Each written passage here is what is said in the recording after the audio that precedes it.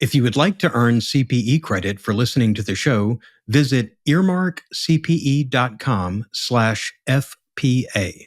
Download the app, take a short quiz, and get your CPE certificate. Finally, if you enjoy listening to FP&A today, please go to your podcast platform of choice, click the subscribe button, and leave a rating and review of the show. And now, on to the show. From Data Rails, this is FP&A Today. Welcome to FP&A Today. I'm your host, Glenn Hopper. Our guest today is Nicholas Mann, founder and CEO of Stratos Consulting and a leading expert on data and analytics. With over a decade of experience as a technology consultant, Nico has helped FP&A, IT, and data teams across industries. He's worked in fields including life sciences, manufacturing, retail, and financial services. He previously served as enterprise applications architect at Akebia Technologies, where he honed his deep technical skills, integrating diverse data sources into cohesive platforms. Nico is a passionate advocate for the Snowflake ecosystem and excels at helping organizations maximize the value of their data infrastructure. Please join me in welcoming Nico, who will share his insights on the modern data stack and how companies can harness the power of their data. Welcome to the show, Nico. Thanks, Glenn. Happy to be here. Excited to have a good discussion with you today on data and analytics. Yeah, really looking forward to this. And for our listeners, you and I were introduced from another data geek who I just put in the same fraternity that you and I are in, Nathan Bell, who I'm going to throw a challenge out to you. Nathan's episode is the most popular episode since I started hosting the podcast. So our goal is to try to beat that one and take Nathan down a notch or two, you know? Challenge accepted. Nathan, yeah. It's on. I've got a million questions for you, and these always go so fast. So let's go ahead and just dive in. So first off, tell me about your journey and kind of what inspired you to start Stratos Consulting, because I understand you initially focused on the office of the CFO, and now you've expanded that a little bit. So tell me a little bit about your journey and what you're doing now. Yeah, definitely. So I was very fortunate to come out of college in a field that I was actually good at, which was very surprising. So I came out of college with a degree in finance and information systems, and I knew I was never going to be this investment banker, investor. And on the other side, I was not a deep coder. I actually failed my Visual Basic test in college, which was much to my dismay. But it was one of those things where I said, okay, well, how do I blend these two degrees together? And so I was very fortunate to get my first job within technology consulting that did exactly that. So I worked for a company called Peloton Consulting Group, where their focus was with the office of the CFO and deploying financial applications for enterprises to do their budgeting and forecasting. So right out of school, I was open up to this new era of, there's data involved in companies, especially within the finance teams, that I knew nothing about. That was never taught in college. It wasn't something people said, here's a career trajectory you go. It was always, Big Four consulting, or you go to these banks, but never this very niche industry to say, hey, people are using data and analytics at these companies in general. And so I really embraced that and had an opportunity to work with a lot of different industries. And then I started to get more into business intelligence. BI was becoming a big thing at the time. A lot of these finance teams said, hey, well, I have all this data in my enterprise performance management financial planning software. How can I do more things with it? How can I blend it with other data across the organization? And so certainly got a lot more into that, got to see what some other companies were doing and help other companies get there along their data journey. And then, quite frankly, I got to the point where I was burned out. Consulting is a very intense culture. And as much as I learned from over those first 5 years, I wouldn't be here today without them. And I made some incredible relationships. It was incredibly time-consuming mentally, physically, everything associated there. And then I had the fortunate opportunity, one of my past clients, he actually moved and started a new job at a place at the time was Carex Biopharmaceuticals and eventually was merged with Akebia Therapeutics.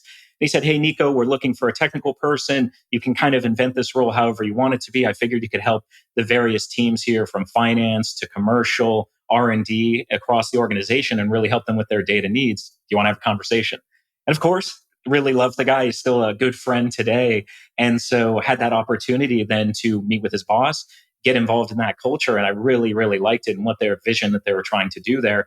And yes, I had the opportunity to start to work with a lot of the latest data and analytics cloud technologies. So you think about at the time, now this is 7 or 8 years ago, not all companies were bought into the cloud, and that's still the way it is today. So I got to now work with some of the latest data integration technologies, the latest reporting, financial planning applications in the cloud. And so I got an amazing experience. And of course, growing business acumen within the pharmaceutical industry from an internal perspective, not just the outside, not just being a consultant. So I got to see the true pains that consultants see a lot of the time, but they don't necessarily see when they're not in those internal conversations.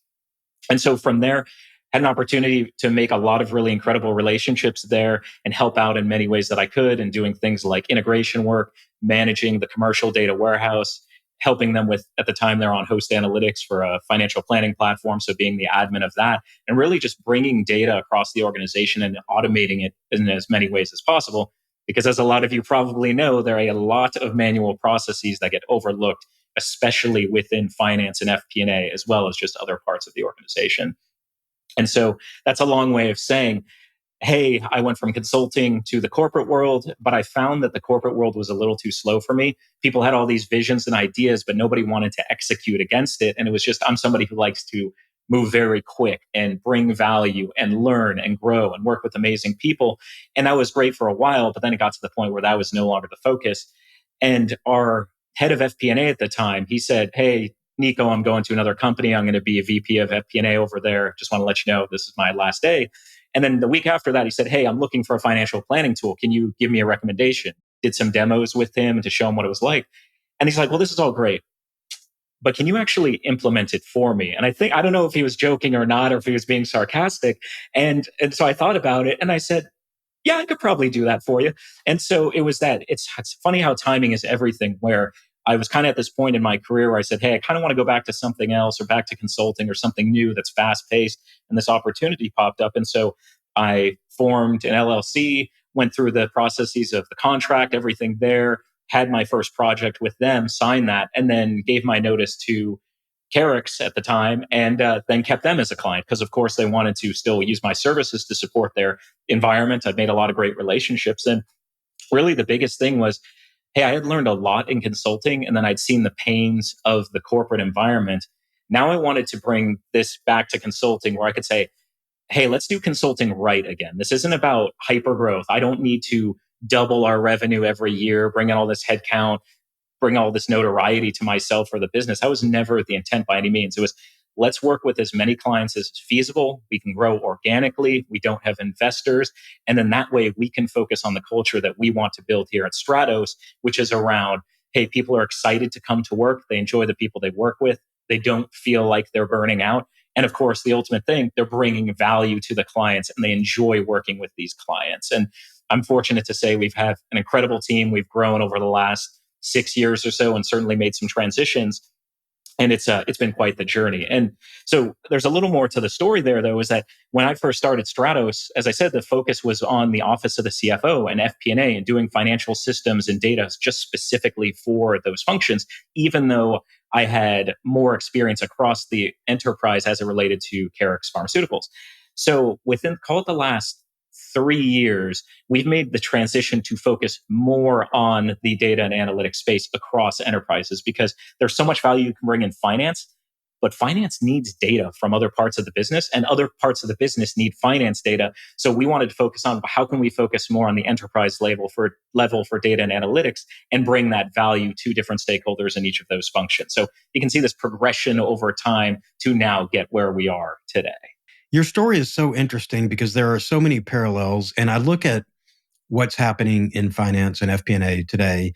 And I think about when I started. So my first finance gig, I was fresh out of business school. So I was a good generalist, but I wasn't a finance expert back then. And my first role, I actually didn't roll up to the CFO. I rolled up to the COO because he needed, basically he needed someone to translate financial speak into operational speak, and vice versa. So I was in this sort of hybrid role where I was gathering all these operational metrics, but I was using them to forecast our purchasing needs and our inventory levels, and maintain all the things that a COO looks at. And so my evolution through finance came up really where, because I spent so many years at the start on the operations side, it was realizing I knew more about the data, the metrics we were tracking on the ops side, and then I was just getting what finance was feeding me. But I think that informed my whole career because I was used to working with all this data that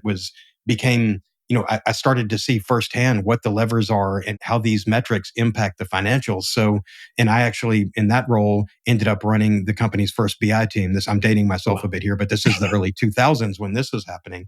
But that has informed my whole finance career. And as time has gone on, because I've been so adamant about systems and technology and data, like the amount of time I spend today on actual finance work is a lot different it's a lot less than what I spend on systems, technologies, data, KPIs, and just in organizing all of it. And I really think, and this is just my view, but 15 years as a CFO and going through multiple companies, this was my approach to it there, and going through multiple ERP and multiple systems to try to gain data.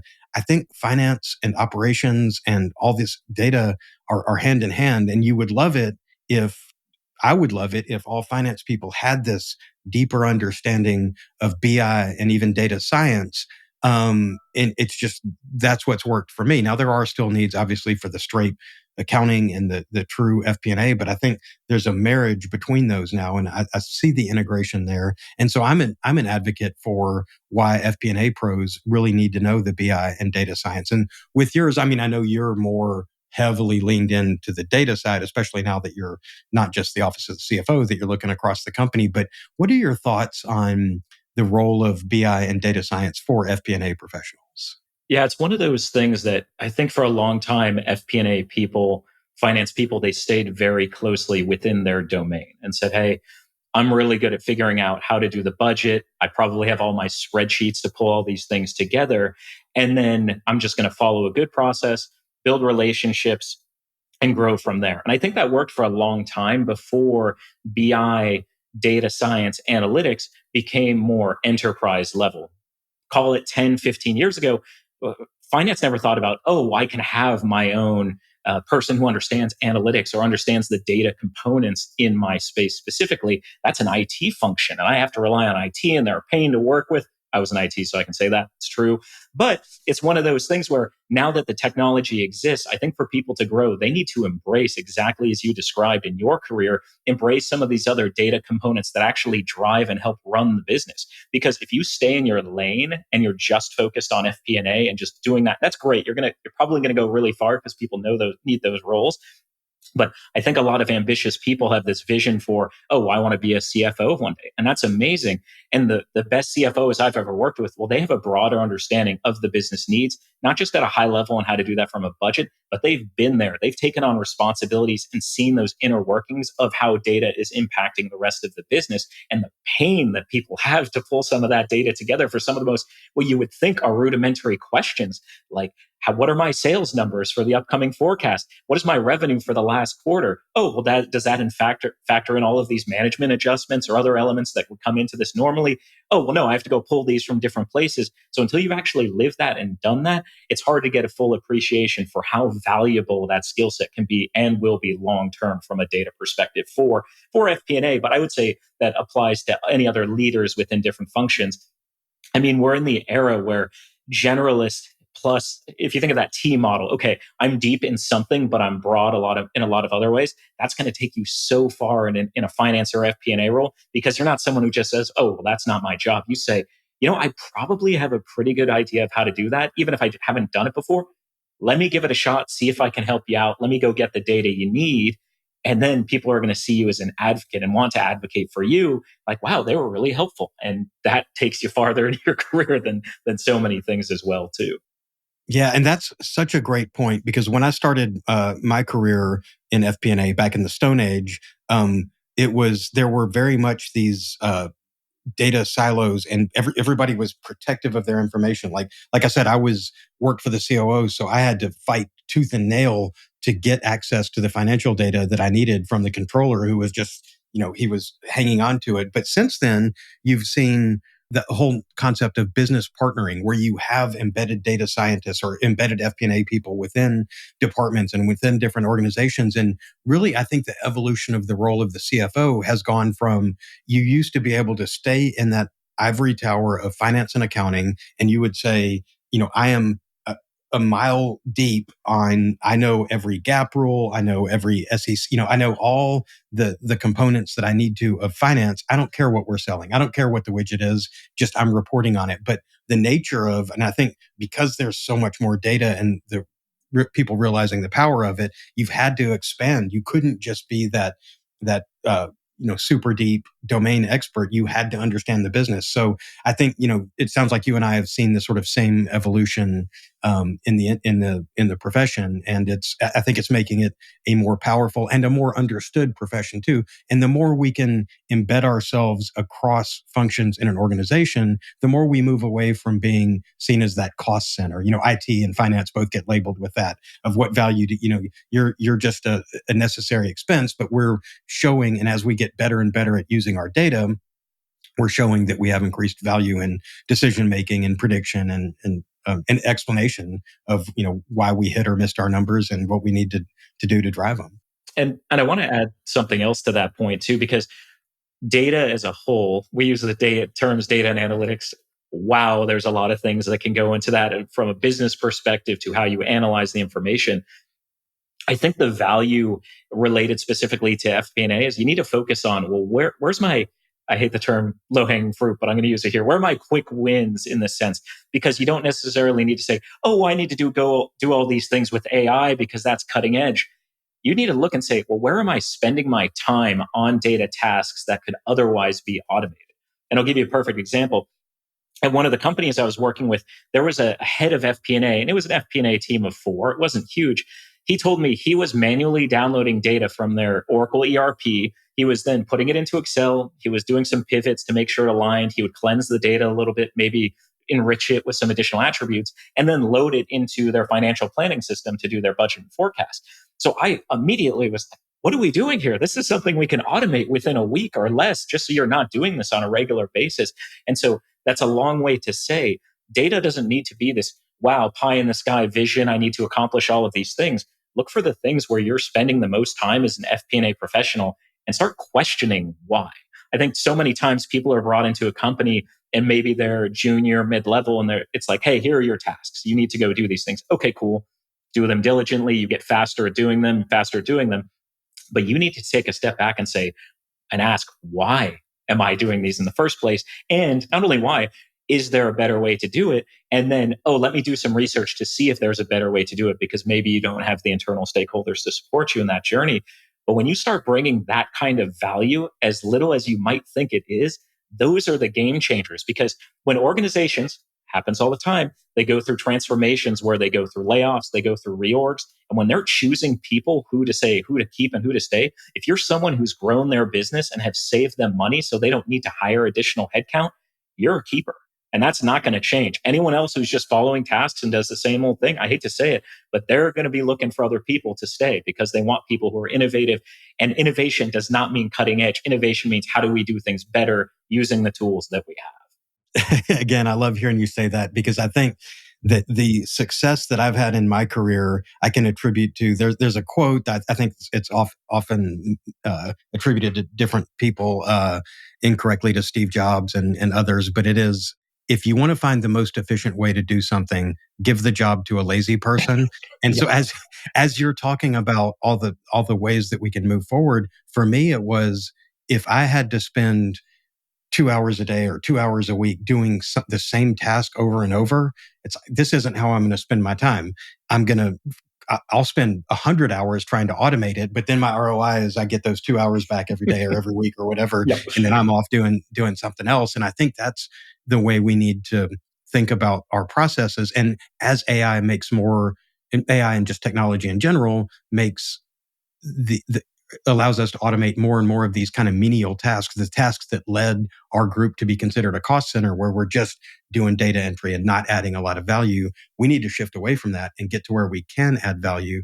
And I think I think data maturity and automation kind of go hand in hand, because it's, the data is the artifact of the automation, or it's seen the other way, data is the fuel of the automation. So it's all, linked systems, capturing data points along the way. And I think, you and I were talking before the show, if you regardless of the size of a company, if you look at where that company is on a data maturity level, one, it's going to tell you how much automation you have, and two, how much is ad hoc and how much is systematized and how much you have sort of a data lexicon and understanding of KPIs and all that. But I think a lot of businesses don't really kind of understand where they are in that data maturity scale, the whatever. I think I've seen different versions. There's either 3, 4, or 5 levels of data maturity. But we were talking before the show about your FP&A data maturity assessment. And I think for our audience, that would be, and I'd love to actually link it in the show notes if we could as well. But can you tell me a little bit more about that tool? Yeah, absolutely. So one of the things, I mean, you hear about these companies out there, BCG, McKinsey. I mean, people will spend hundreds of thousands, millions of dollars on these companies, these strategy companies, to come in there and tell you 5 things that you probably already needed. You knew, but now you're paying the consultants to tell you that. So it's kind of like a COA situation. But in this particular case, what we found, and we've used this time and time again with different clients, with prospects, is this short survey that essentially is a quiz of testing you on some of the things that you are doing today and how you're doing them. And what we found with very, very close consistency is that people are actually bucketed into certain categories that make perfect sense for them, that they could have spent weeks, months beyond to actually figure this out, working with some extensive high price strategy consultant. And what this is meant to tell you is that, hey, you fall into one of these 4 buckets. Here's where you fall in based on the criteria that you provided. And here's what your focus should be. Yes, for example, some people might want to focus on AI because that's all the buzz. But then you start answering things like, oh, well, I'm spending 70% of my time manipulating data to get it into Excel models, or we're not even on a financial planning platform. So I would challenge people and say, how can you even possibly consider AI as being an important project when you're paying very high salary individuals to do all of this manual work that could otherwise be solved by automation? And that's just one example. But if you go ahead and follow this quiz and take a survey, if it's free, it's more of a self-assessment for yourself to see, how do I compare to other companies out there? And what should I be focusing on given my current scenario and situations going on today? And I think, it's important to do that self-assessment and understand where you are. But then, a lot of people I talk to, especially if I'm coming in on a consulting assignment, it's still that, well, it's still that mindset that's hard to let go of, well, really that's IT, or really the data guys roll up under this group, or they're not going to give us access. So for me, it was always, well, I need to figure this out so that if I can't get outside, we're going to do citizen development here. We're going to run Python on our own laptops or whatever, and running our own SQL tables and all that. It is a common situation where FP&A people feel like they're kind of at the mercy of these other groups, and we're seeing it more and more. But there still are people who are fighting this battle. So, what do you think?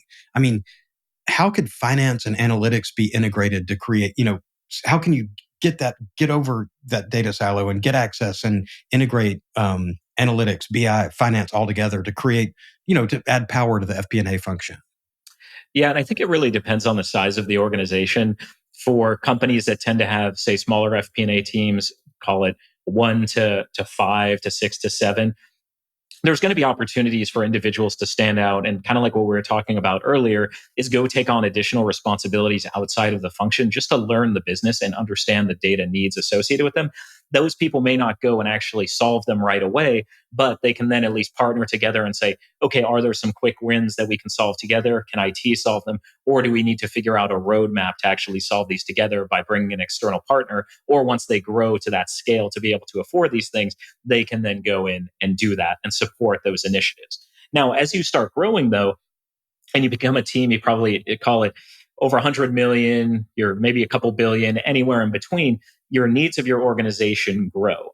And you think of FP&A teams growing where, okay, well, now they're doing very granular modeling across the organization, probably for multiple products. So you're doing revenue planning, really granular product costing to figure out the right price volume mix. You're going to do long range planning. And of course, the cost side of all of this, so your OpEx, any type of product allocations and complexities that go along with these growing organizations, especially ones that do acquisitions and other things there's so much data that now is coming up. Now, these companies, and we've seen it, is they'll try to have an enterprise, call it a data center of excellence, to own data across the organization. So not just for finance or FP&A, you're talking about manufacturing, commercial, marketing, everything in between. Now, it sounds good in theory, and I don't think there's anything wrong with trying to take that approach. I think the execution has been inconsistent at best at a lot of these large enterprises that we've seen over the last 5 or 10 years, depending on where they're at in their journey. And so what we end up seeing is, to this transition where we are today, you're starting to see this focus on data mesh. And what that means is, yes, you might still have standard governance, data architecture, infrastructure within your organization. So everyone's on the same platform. You can have consistent training. You have governance frameworks to support everything. But you then have data experts, domain experts sitting within each of these teams. You might also hear the term data steward. And we saw this very successfully at one of our clients. They're a multi-billion-dollar pharmaceutical company. And so one of the things they did is, yes, that company had a center of excellence, but finance was frustrated. FP&A was frustrated. Accounting was frustrated because they need to close their books fast. And this is a global billion-dollar company. They're closing their books in 4 days. So you know what that means? This better be a well-oiled machine, or someone is going to have to go up to the executives and say, here's why we missed our 3.5, 4-day close. And so what they found is, because there was so much reliance on IT for management of their databases, for their data, for the reporting, they said, this isn't working. We can't scale. We can't go through all these acquisitions and expect to have the same results because we're not getting the support we need from this quote unquote center of excellence. So what they decided to do, which is where we came into play as part of this, is create a finance FP&A center of excellence. And so we said, first of all, honing in, again, going back to all the pain points. Where are you spending your time? Where are their bottlenecks today? So you think about performance bottlenecks. Let's use a perfect example. Their incremental data load process from all their ERPs took around 2 hours. Now, that's not that bad if you're like, okay, we only have to run that one time. But how often do you only have to run that one time during a close crisis? And especially if an accountant said, oh, I forgot to put in that major adjustment that we usually do at the end of the month, and I need to go do that. Well, if you need to rerun that and you're on the clock, you're waiting for this to go, you're going to be very anxious because someone's going to be calling you saying, well, where are those reports?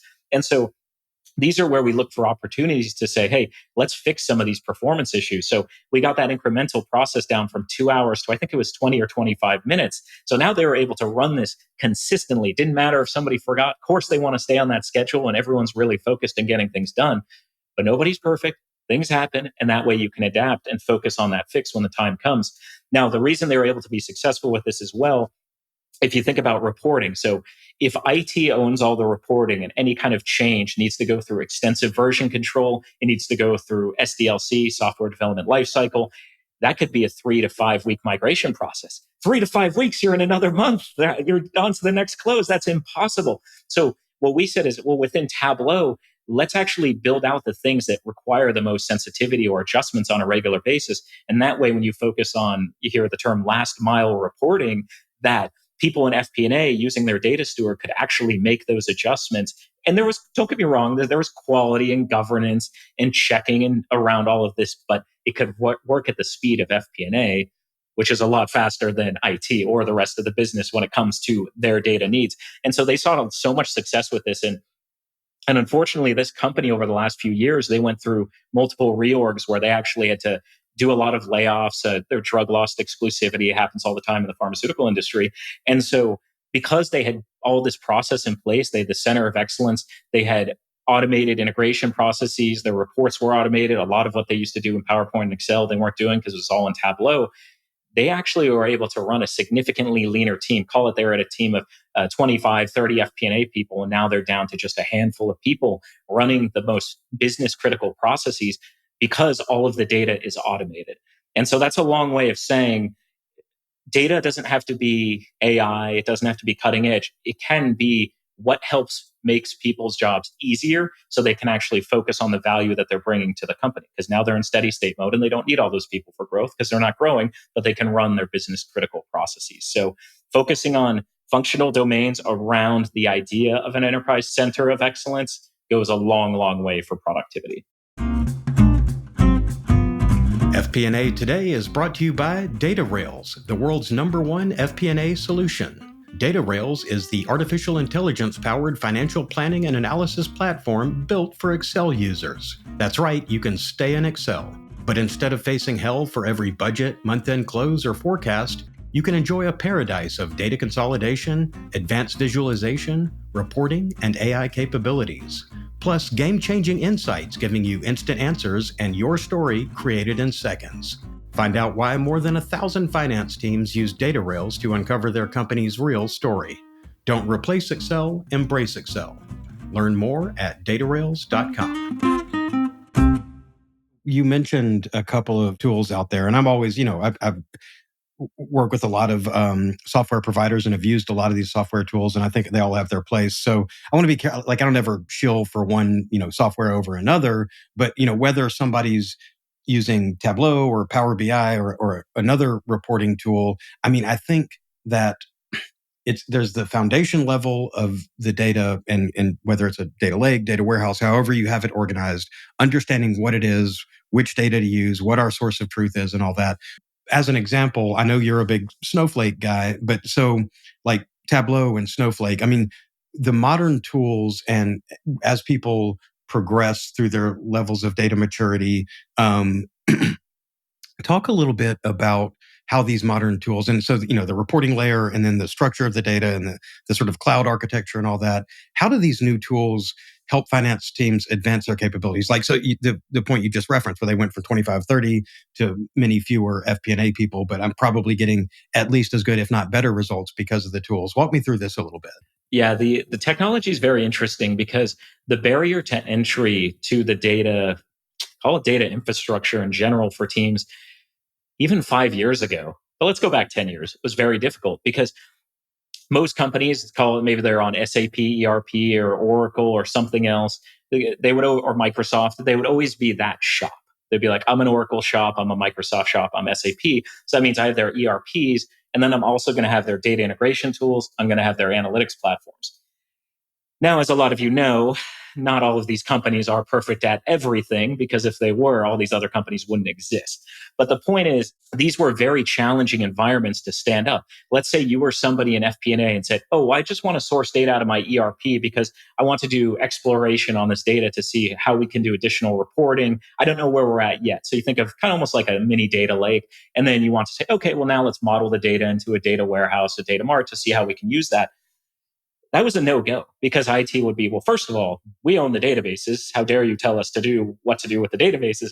And then second of all, they'd say, well, that's going to take us a long time. We don't have the resources. It's too expensive to get servers, the memory. We're very tight on our budget, and you guys are fine. Like, just download it to Excel. You guys are Excel people, right? That's FP&A. So fast forward to modern day, so much of that barrier to entry has been lowered by using tools like Snowflake. But Snowflake is the data platform, and it's an incredible platform because of its capabilities in cloud. There's no reliance on DBAs anymore. It auto scales. It truly is a very low maintenance data infrastructure. But that's only one part of it. And that's the value of something like the Snowflake ecosystem, is these other tools that make it easy to get data into this platform. So you think about in the past, when you wanted to ingest data or source data out of your ERP, CRM, third-party API applications, any external data, Dun & Bradstreet, any of these other ones that are out there, it was very challenging. You have to go hire someone or have someone in IT write a custom logic against an API and say, here's how we're going to get this data. Or they would download files to an SFTP, transform them, upload them. Again, a very time-consuming process to do. Now with the tool like Fivetran and some of the other ones out there, they manage all the connectors. So you plug into these data sources and it'll extract the data you want into your Snowflake platform. And now you have at it. You can put a reporting tool on that. You can query it. And you can do that without IT. It truly can be owned within the function if you don't have that support across the enterprise. So that barrier to entry is so much lower.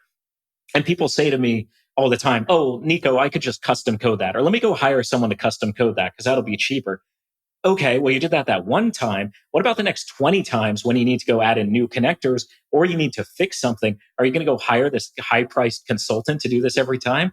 No, and I'm a consultant, so I'm telling you not to do that. I'm telling you, go use these tools, because the maintenance is so easy and the barrier to entry is so low that you can start using consultants for the actual value add activities that consultants should bring. Like, how do we architect our data? What are our data? What does good data modeling look like? How do we build out our data warehouse? And let's execute this in a very quick manner and deliver it, because we don't have the internal people to do it, instead of hiring consultants to custom code connectors or spend all this time standing up things that software could otherwise do at a nominal fee. So you have to look at that true total cost of ownership. And these tools have made it so much easier to bring FP&A data, finance data, accounting data, really enterprise data, but I know we're talking FP&A today. So into this data platform makes a world of a difference. And I'll say, I mean, even a few years ago, we weren't having these conversations with FP&A. Now, a lot of people I'm talking to are FP&A because they're excited. They see the value of, oh, we can just stand this up and it fits into our architecture and we can get access to that data a lot quicker than we used to be able to. Whereas a lot of it was, oh, well, sales always got the priority because that's where, they're driving revenue so they can support their needs. But no, other people have data needs today, and using these modern technologies can get you there. So I would say watch out for consultants or anyone out there who is talking about processing the old way, like downloading files, moving them over here, relying on all of these outdated movement processes. Start to question that and look for people who are working with the latest tech to get you where you need to go a lot faster. Yeah.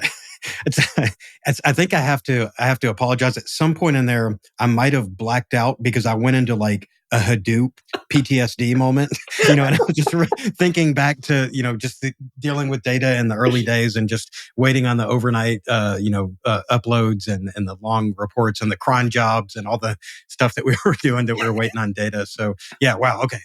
I'm back. It's modern day. We're good. Wait, did you say Hadoop? Is that what you said? Yeah. Oh, yeah. let me talk about Hadoop since we're on the topic. So I actually wrote a post about this on LinkedIn the other day, which was one of very high engaged posts, but I guess Hadoop rubs people the wrong way a lot. So one of the things in the big data era, and this is why I equate AI and big data in a lot of ways, that they are very similar, because call it 10 years ago, maybe even 6 years ago, people were saying, oh, big data, should I be doing that? Who's doing that? Like, let's go do it. Let's go get a Hadoop cluster. And I even had this conversation for one of the companies where they said, Nico, should we get a Hadoop cluster? And I'm like, why? Because they said, well, because other people are talking about it and it's all that. I'm like, well, first of all, that's a file management system more for a data lake. What you guys need in finance and FP&A is structured, modeled, accurate data. You need a finance data warehouse. And so we talk more about that. And then we ultimately ended up, that's what we deployed, was an FP&A financial data warehouse for them to automate a lot of their data ingestion processes, have a lot of their reports automated out of Tableau. And it would have been, that was 5 years ago. And we've seen the value of thousands of hours these teams continue to save every year because of this. But I'm just thinking, like, if they had done Hadoop, where would they be today? Yeah. They'd be, with the frustrations you just said, they'd probably be blacking out too, because they're like, oh my gosh, the Hadoop again this isn't what I needed. But I sidetracked for a moment, but I was, when I was back at Peloton, and so Hadoop was kind of on the early days. This was 7 or 8, 9 years ago. And we were, as a technical analytics team, we were getting into it. We're like, this isn't that user friendly. Like, this is kind of complicated. No, it was not. And we're smart. Like, we're going to figure this out. But we decided strategically not to sell that to anyone, because we're like, if we can't figure this out, we figured it out. But if we can't actually maintain this or teach clients to maintain this, there's no value for them here. There's got to be something better. And then, of course, Snowflake came out a few years after that. You have AWS, Google following. They have all similar technologies now in the cloud. But a lot of companies are still using Hadoop, and I think they're still facing those frustrations as well today. That kind of leads me into the next question that I had. It's the devil, and you've gone to all the effort to set up a Hadoop cluster or whatever, whatever your current data lake environment is. So I think it changes hard and it's disruptive. It's just like putting in a new ERP or any kind of big software thing. It's very hard if people know a system and it's working and it's clunky and it's not modern. It can be very hard to shift from, this is working, I don't want to rock the boat. How do I get to this sort of cloud first modern data architecture? And then there's also just in that there's challenges and issues around just the data and analytics environment in general. So I guess, my question is maybe two-part. It's one, what you recommend for somebody getting started, maybe on sort of the more technical side, but then you have to have this data-driven culture and understand the value of analytics and understand the value of automation. It's intimidating to try to change something that is maybe not optimal, but you've kind of figured out how to work in the system. So if you come into a company that is just, really maxed out on what this old system is, and they're trying to move into this new modern architecture, what are your steps there? How do you help them? Glenn, you're talking about one of my favorite topics, which is people in data, which I'm sure we could do a whole nother podcast on. So let's start there, though. So technology has always been incredibly successful within finance, within IT, across the organizations.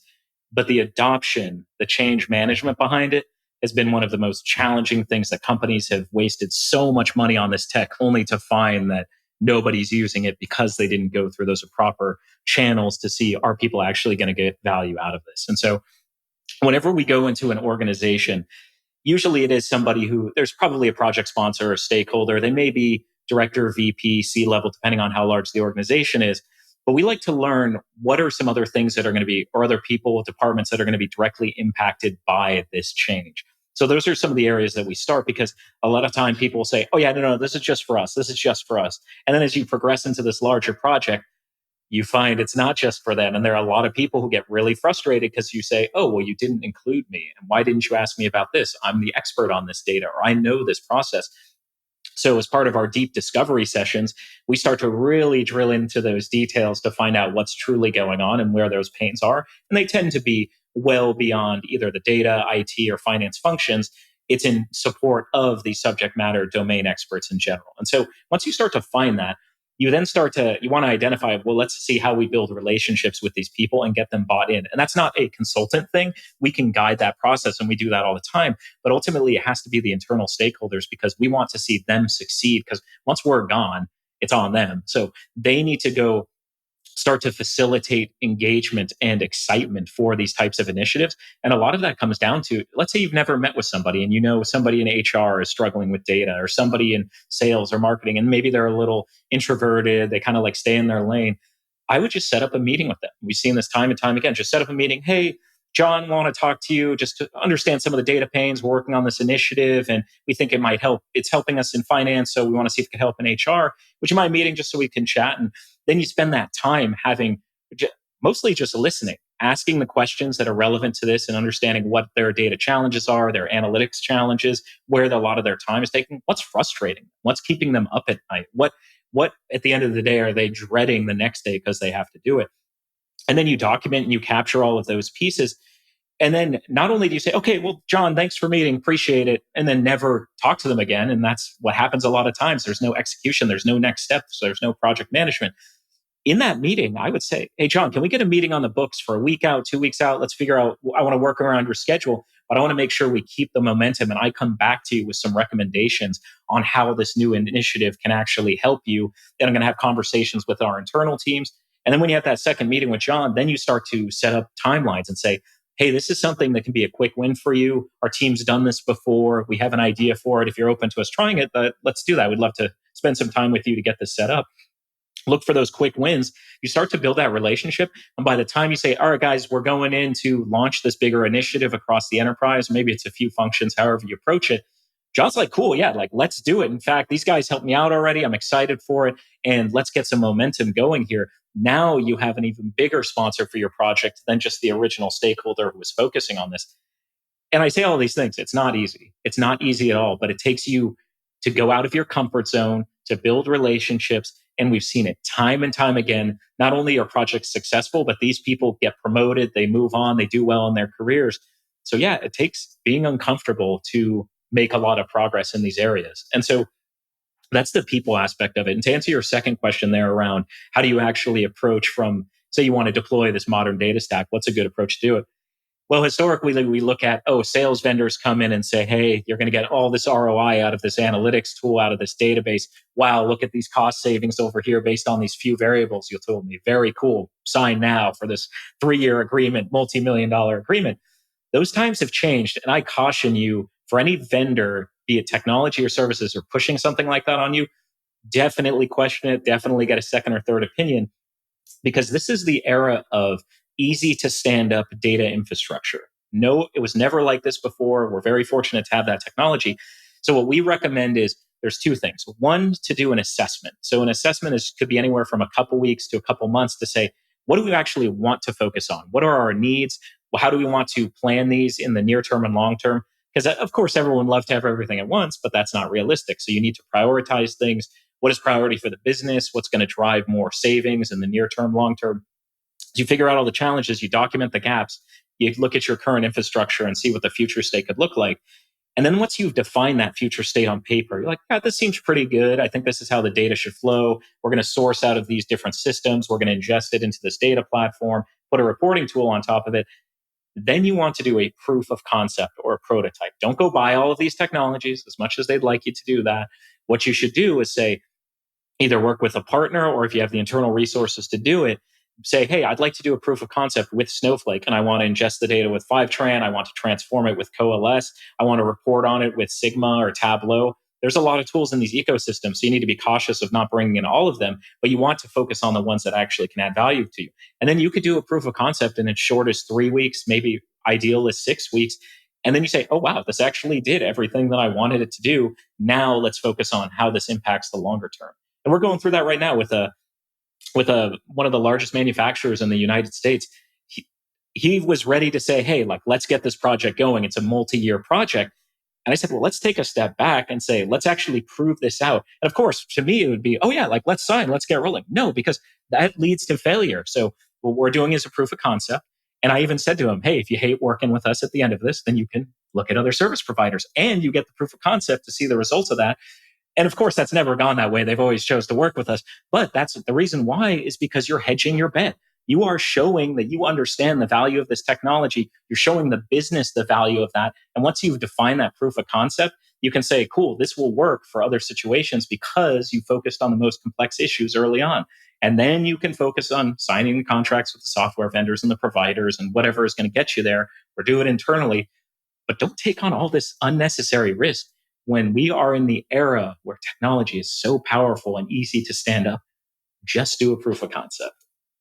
Yeah. And as an agile guy, I love hearing your agile mentality come through in everything you're saying here with these small wins and, just addressing one component at a time rather than doing this massive waterfall. And I've seen it so many times where you get a really slick software salesman comes in and just tells you this software is a magic wand. You just buy the software and it's going to fix everything. Whereas whether it's an ERP or a data environment or the full finance tech stack, you don't just buy the product and then try to fit your problems to the product. You first, so, like what you talked about, going through and looking at the steps. So if you're making a roadmap, here's the road, here's a pothole, here's a speed bump. Let me first fix the potholes, figure out what's going on in the speed bumps. Maybe there's paths where whatever you're doing takes a hard right turn. You've got that noted in your process. And then maybe there's parts of the road that are fog covered and you have no idea what's going on there. Well, there's a gap. That's something we need to fill. And then, but if you can, I don't know if physical process is right because everything is so digital these days, but understanding what people are doing, where they're having problems, what exactly you're trying to solve for, and then plugging in the appropriate software solution is much better than this sort of square peg, round hole, just jam everything into one solution. So I love hearing your approach there. We're going long here, and I've got 20 other questions listed here I want to cover with you. But in the interest of time, and because it is top of mind for everyone, and it's one of my mantras that I'm using all the time right now, is because everybody wants to talk about AI, generative AI in particular, and it's super cool. You see the potential of it. We're in the dial-up AOL prodigy era of generative AI, so we're going to look back at this and say, I can't believe how bad it was, but we're all seeing the potential of it right now. So people always want to talk to me about, what do we need to do to be AI ready? It's like, well, you have to have BI before you can have AI. And if your data is still a mess, AI is not going to help you. So there's sort of this path. But, and we've talked about the implementation and how to increase data maturity. But from someone in your role, knowing analytics as well as you do, knowing data and how it can be used and what its power is, as you see the potential of generative AI right now, I mean, how do you see the role of technology and AI evolving in FP&A with the rise of AI and machine learning? And I think, sophisticated FP&A departments have been using machine learning for years now, but it was only accessible to a handful of people. So, you're seeing the potential. You kind of know state of the art where we are. put on your crystal ball here and let us know what you're thinking about the future. Yeah, I'm glad you said that too about machine learning, because that's something I was going to touch on as well, is that a lot of these technologies, these financial planning, budgeting softwares, as well as just some third-party softwares outside of, say, the major players, they've been focusing on machine learning and statistical models within these tools for a long time. Now, in all fairness, it's a bit clunky. You still have to kind of know what you're doing to inform that. But a lot of people were always looking for ways of, okay, well, how do I propagate data in some of the things that you always know are going to be consistent? Or you can use historical data to inform those models. Maybe there's some other variables that drive that based on success or failure, fresh thresholds for a particular product or its successes, anything like that. So I would say that's not necessarily new. A lot of people are doing that. But you're right. It is, again, talking about barrier to entry. Now we're looking at ways for how people can do more of that. And I think Gen AI on its own, let's talk on that before machine learning, because I think machine learning, I was at the Snowflake conference a few months ago, and someone was saying, oh, yeah, you can do machine learning in this integration tool. And they're talking about variables and all these things. I'm like, well, this is great, but I still don't really understand statistics that well. So I'm not the best one for it. So people have tried to make it simpler to use, but you still need someone with that knowledge to say, well, how is this model actually going to work? Because when you get numbers out of that model, when you're talking to your leadership, I can assure you your leadership likely does not know how that's going to work. So they're going to want answers. How did you come up with this number? What's driving that? And if you list off like 10 different variables in a statistical mumbo jumbo that they don't understand, they're going to be like, why don't we try this again with something that we can actually explain and take to our board or our shareholders in that case too? So I think there is a longer way from a machine learning perspective to get there. And that's why some of these larger orgs can afford to have data scientists to actually do that. And it does help expedite some of their FP&A processes and better inform so they're tighter on their budget and forecast. And I think that's great. Let's talk Gen AI for a little bit. So one of the biggest things in FP&A over the years that took so much time was variance reporting. So you think about, okay, why is this variance 20%? I now need to type some, okay, well, I need to drill into the details to look it up. What's causing this? Maybe I need to go talk to somebody, then type it up. And then that's a lot of time for one person to even spend on, say, a single line item to accomplish that. So for a long time, there was a lot of talk of NLG or natural language generation that could help automate some of the generation around the commentary capture that needed to go into these reports. That's where I see Gen AI taking off for these teams, because now so many of those tools, they were third-party plugins. They weren't that easy to use. They're a bit costly. Now with this advent of these models being available, and you can now actually use them within your own ecosystem, so you're not sharing your data with the outside world. It's all secure. Now you can focus on training these models so it can actually auto-generate that commentary capture for you and go say, oh, well, I have access to the granular details in this data model to actually go find this information. But what I said there is data model, because finance data needs to be right. As you know, with Gen AI, there's a lot of things that appear right, but are not right. And so some of the bigger companies out there, or at least who we've talked to in other departments, they're putting out these initiatives where they call them data quality initiatives, where they're building these AI models. And as soon as it spits out a result, they have a team or a process that says, okay, does this actually check out? Is this valid? And until they meet a certain threshold of consistency and that the model is actually trained to accomplish that, then they actually allow it for productionalization. All that being said, I didn't hear that necessarily with any finance or FP&A data, given how accurate that needs to be. So yes, and actually somebody who I'm close with, he's actually building a Gen AI model on top of some of the data models for exactly what we're talking about. So your EPM, your databases, to get everything there to assist with that. So I guess the long-term vision there is, imagine where you hit the month end, you need to do your monthly reporting package. And usually it was, okay, if you have nothing in place, let me go download all this data. Let's put it in Excel. Let's pivot it. Let's do the graphs. Let's screenshot it. Let's put it in PowerPoint. Let's type up the text here. Let's review it all. Oh, I made a mistake. So go do it all again for this one. All right. So, but you get the point there. It's very manual. Now imagine a world where it could either be in the web or it could be, maybe it's automated in PowerPoint, but you just run your report. Everything's auto-generated. The commentary is there. The data points are there. And it could tell you something like, okay, here are the variances that really stand out that seem outliers compared to the past that you should really focus on, because you're not going to go through and want to check everything. You probably will initially until you build some level of trust with it and comfort. But that way you can spend your time actually where the attention needs to be. And oh, by the way, you didn't spend all your time putting together these reports, and that somebody you could have paid like $10 an hour to do, where you're paying someone like $200,000 a year to do that, when now it can be automated through technology. So I think Gen AI coupled with strong data models and a good process will help automate a lot of this repeatable reporting. And of course, the next thing being ad hoc questions when you say, hey, what was my revenue in this particular business unit and everything? A lot of things that data analysts will usually do, and it takes time to do. I think we can get there, and it will take time. So there are a lot of exciting things, but it always comes back to the data quality, the consistency. Have you built a data model that can support all of this, especially when it comes to finance and FP&A data? Yeah, absolutely. And it's funny as you're talking through that. I mean, that is exactly what I'm trying to do in my day job when I'm not flapping my gums on the podcast. That's where my focus has been. So yeah. So we're fully aligned there.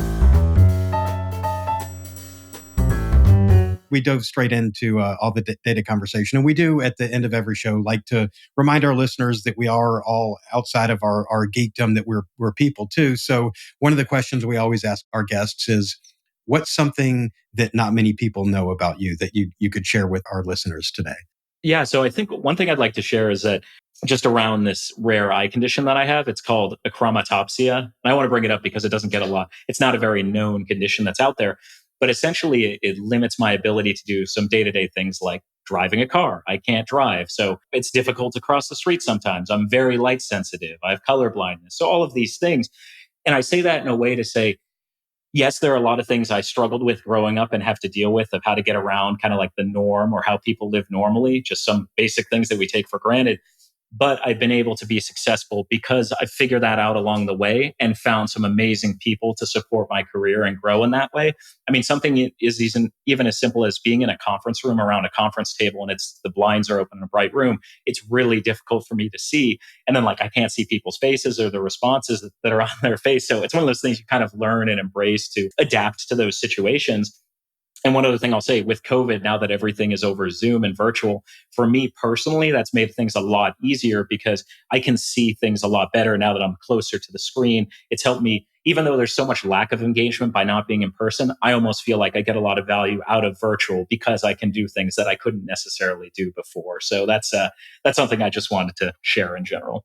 Yeah, that's so interesting. And, having to overcome those challenges to work in a world, and especially, I mean, when people think about eyesight and how important it is, whether you're doing virtual or in person, and then, just the visibility and all the data and the stuff you work with, that's a lot to overcome. So it's great that you have found the path through there with all this.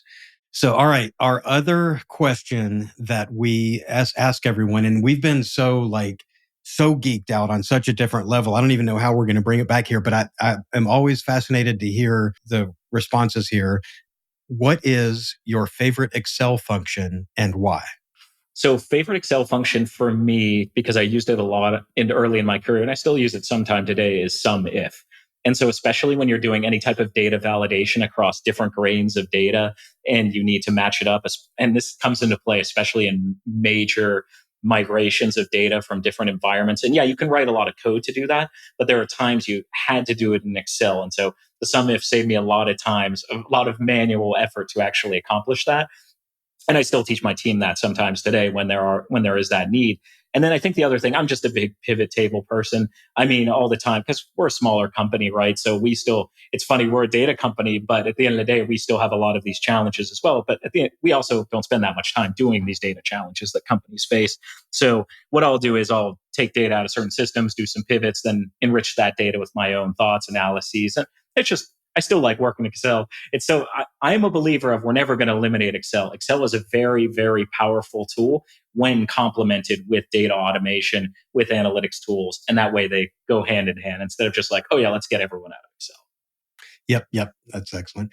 And I guess in a conversation for a whole other day, I probably need to do a podcast on this. As you know, now that Microsoft's integrated Python into Excel, and I have personally not messed around with that at all, but I know people are very excited about that. So I'll probably start, as people start figuring out the Python in Excel, we'll probably start getting different answers there as well. So yeah, this has been great. I guess one thing I want to be sure, for listeners who want to connect with you and learn more about your work, what's the best way for people to get in touch with you?